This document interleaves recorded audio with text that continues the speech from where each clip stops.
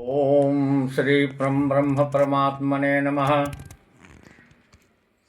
आज आप सभी बंधुओं को, दर्शकों को परम वेद तत्व ज्ञान मार्ग चैनल पर स्वागत है। बहुत बहुत शुभकामनाएं हैं। आज का विषय है परमात्मा के द्वारा निर्मित मंदिर, जिसमें स्वयं ब्रह्म का निवास होता है। परमात्मा ने अपने हाथों से, अपने आप से उस मंदिर का निर्माण किया है। आप सभी लोग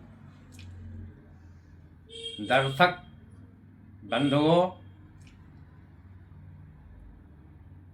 मंदिर को देखा होगा, विभिन्न मंदिरों को देखा होगा। आपने शिव मंदिर देखा, आपने हनुमान मंदिर देखा, आपने विष्णु मंदिर देखा, आपने महाकाली, महालक्ष्मी, महासरस्वती का मंदिर देखा। कहने का अभिप्राय है कि जितने देवी देवताओं का मंदिर आपने देखा है, उसका निर्माण किसी मानव के द्वारा किया गया है, किसी मनुष्य के द्वारा वह निर्मित किया गया है, जिसमें पूजा अर्चना की जाती है। समय समय पर उस मंदिर को भांति भांति से उसकी सजावट की जाती है। उसे आप सजाते हैं, उसमें अनेकों सजावटें हैं, उसमें झालर लगाए जाते हैं, वह आपके द्वारा लगाए जाते हैं मंदिर की सुंदरता को बढ़ाने के लिए, मंदिर की आकर्षण को बढ़ाने के लिए। तो आज हम आपको ले चलते हैं वहाँ जहाँ परमात्मा के द्वारा स्वतः अपने हाथों से निर्माण किया गया है वह मंदिर।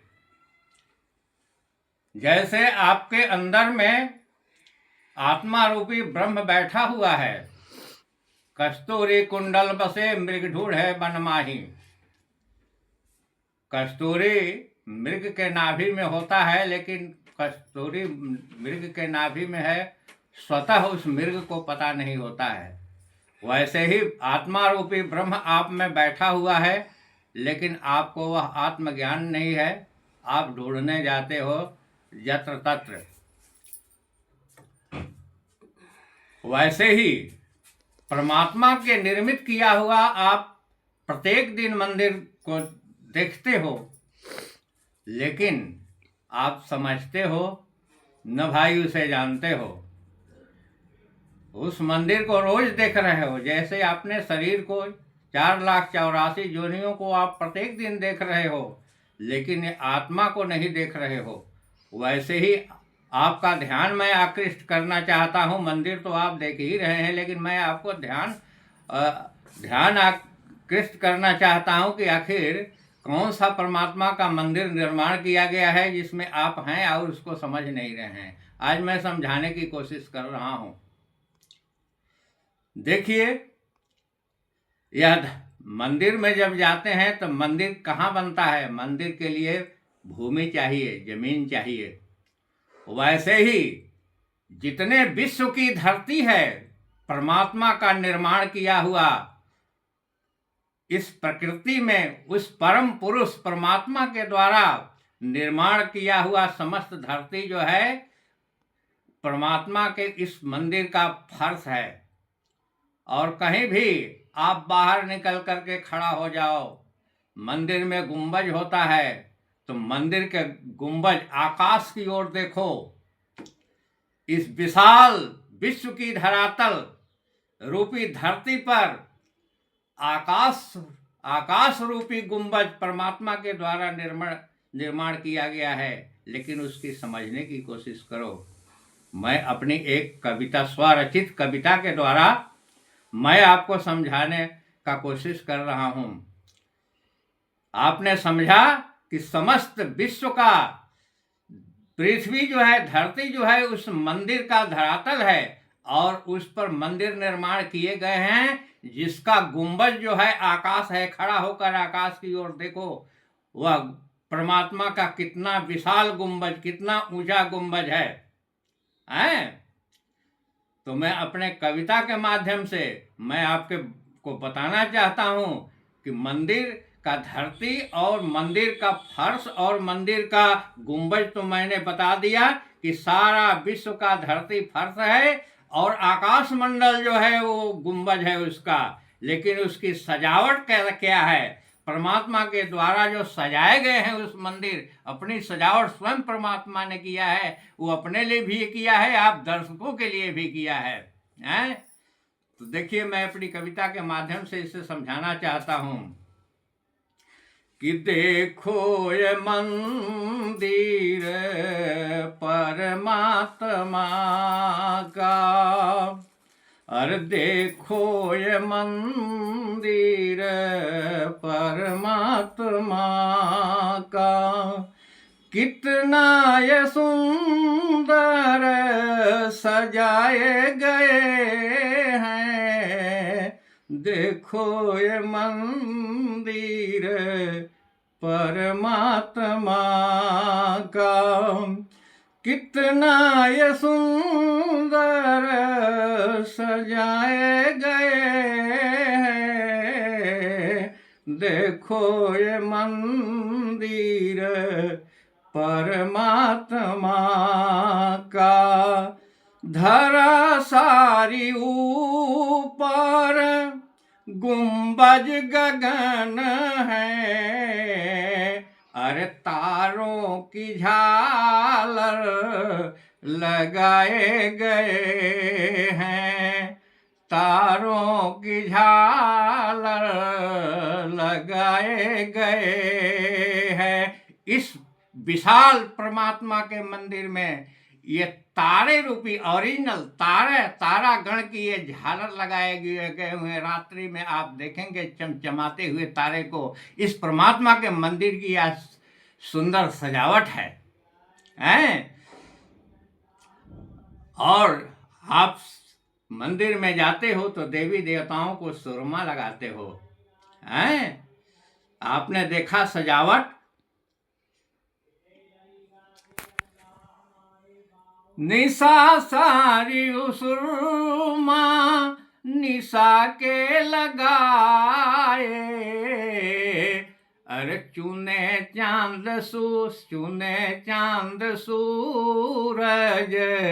जलाए गए हैं।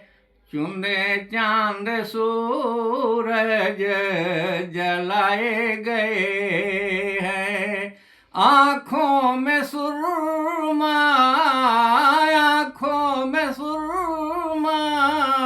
निशा के लगाए, चुने चांद सूरज जलाए गए हैं। बंधुओं, ये रात्रि देवी जो है रात्रि रूपी निश सुरमा का रंग कैसा होता है? काला होता है। तो वह परम ब्रह्म की उस मंदिर में परमात्मा विराजमान है। उस परमात्मा के यह रात्रि जो है वह सुरमा है और उसकी ज्योति मंदिर में आप दीप जलाते हो जो मानव के द्वारा निर्मित है, लेकिन ब्रह्म की जो मंदिर है, परमात्मा की मंदिर है, उस मंदिर में दिन में सूरज और रात्रि में चंद्रमा कि चुने चांद सूरज जलाए गए हैं। और नदियाँ को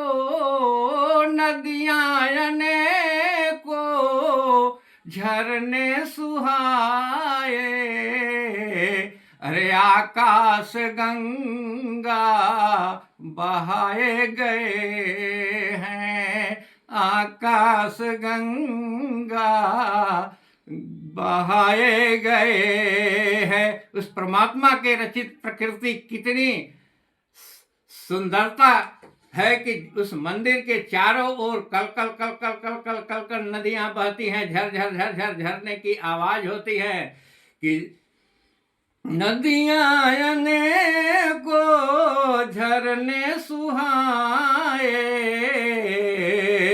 आकाश गंगा बहाए गए हैं। रात्रि में आकाश गंगा देखने को लगता है कि कितनी इस मंदिर की और इस ओरिजिनल मंदिर की, परमात्मा की मंदिर की कितना बढ़िया यह सजावट है।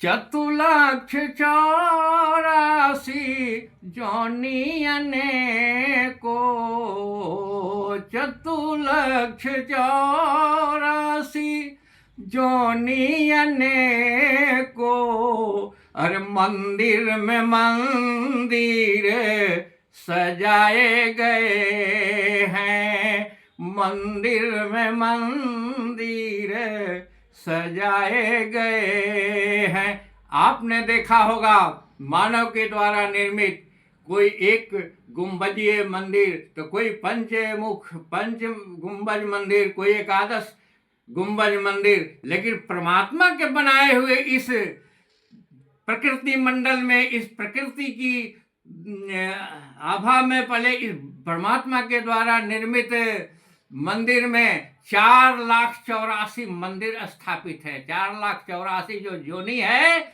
वह एक एक जोनी जो है, एक एक शरीर जो है, वह मंदिर है। जगत गुरु शंकराचार्य ने क्या कहा?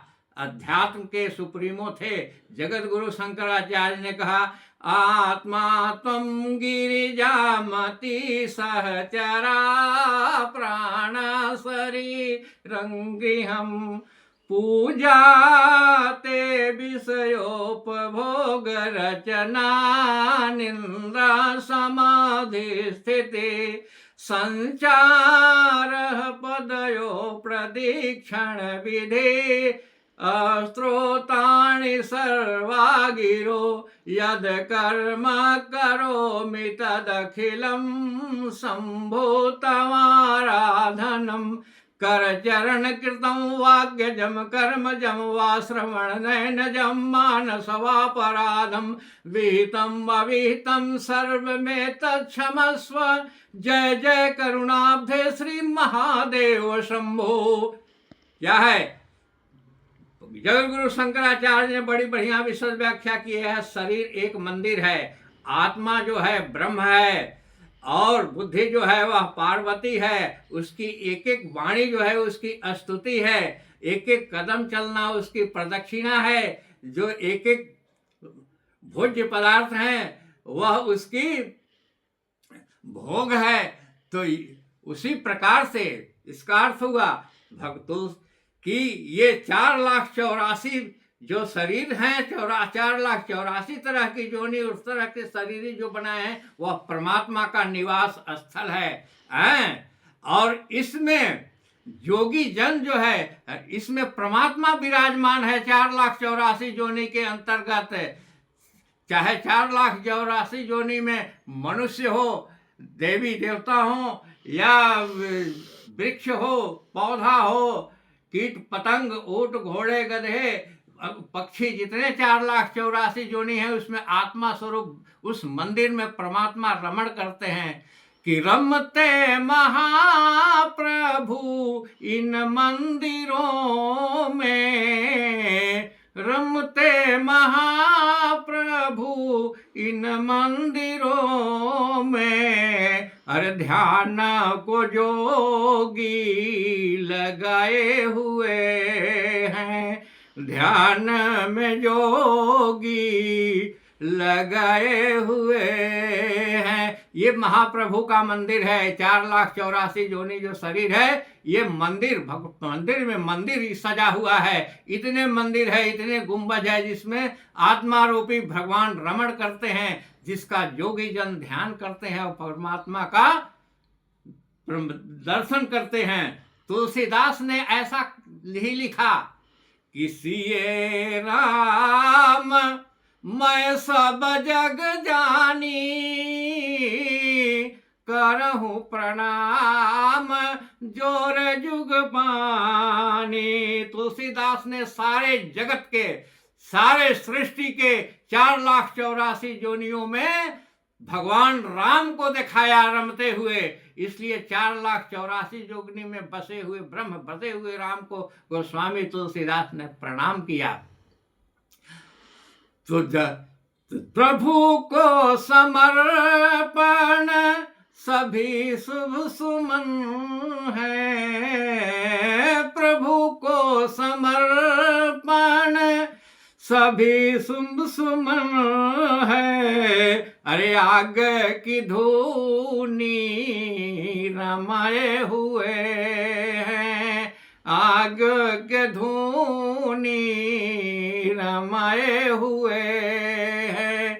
जागो जागो ये जोगी जन, जागो जागो ये जोगी जन, प्रभु जी को पाके अरे व्यर्थ के जन्म जग गंवाए हुए हैं। भाई जागो, योग साधना में आओ, ध्यान योग में आओ। और देखिए, मैं आज बहुत दिनों के बाद मैं इधर तो ध्यान चैनल पर नहीं जाता था, गुरु पूर्णिमा यहाँ मनाया जाता था, मैं यहाँ गुरु पूर्णिमा में उपदेश करता था शिष्यों को।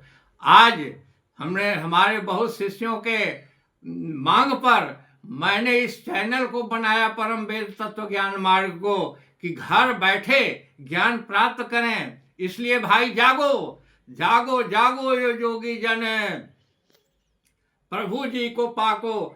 और नहीं तो व्यर्थ के जन्म गवाए हुए हैं, व्यर्थ का जन्म चला जाएगा। और इसका सदुपयोग मानव शरीर का करो और इससे उद्धार प्राप्त करो, इस संसार सागर से पार करो। नहीं तो कितना हो कर्म करोगे, कर्म और धर्म संसार तक ही रह जाएगा। बार बार रामायण की चौपाई दोहराते रहोगे कि कर्म प्रधान अरे विश्व करी राखा, जो जस कर ही सो तस फल चाखा। पहला लाइन का केवल अर्थ जानते हो, दूसरा लाइन का अर्थ समझते नहीं। कर्म प्रधान, कहाँ तक कर्म की प्रधानता है? विश्व करी राखा, विश्व तक ही है, उस विराट तक नहीं है। उस विराट तक पहुंचने के लिए कर्म जो है हमेशा रिजल्ट देगा। शुभ कर्म करोगे तो उसका रिजल्ट बनेगा, अशुभ कर्म करोगे तो अशुभ कर्म होगा।